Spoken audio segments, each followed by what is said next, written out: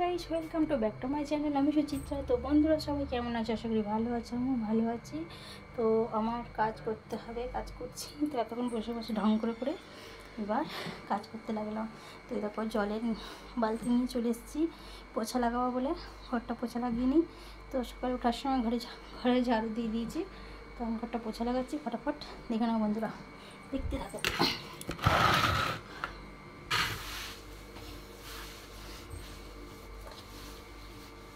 এখন জল পড়ে আছে, কি অবস্থা।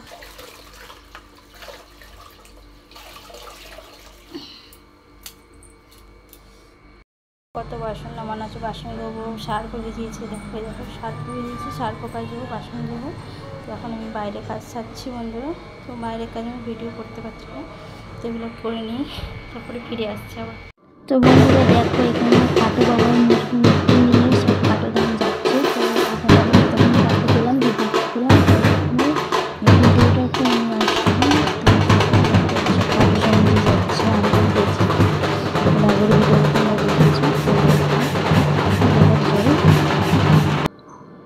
তো এই দেখো সব হয়ে গিয়েছে। তো চান টান করেছে, পুজো দিয়েছে, সব কিছু করা হয়ে গিয়েছে। তো অন্যরা এখন আমি খিদে পেয়েছে, তো ভাত খেয়ে নেবো। এখনই ভাতটা খেয়ে নিই। তা আজ আমার দেখো ঘরের কী অবস্থা, লাইট নেই, লাইট আছে অল্প। তো আমার একটা লাইট খারাপ হয়ে গেছে, তো তোমাদের ঘরে দেখাচ্ছি বন্ধুরা।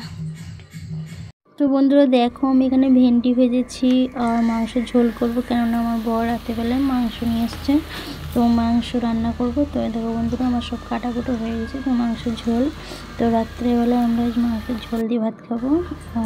মাংসের ঝোল রান্না করে বাইরে রান্না করছি তখন, তো বাইরে বসে রান্না করছি। তোমরা দেখতে থাকো ভিডিওটা।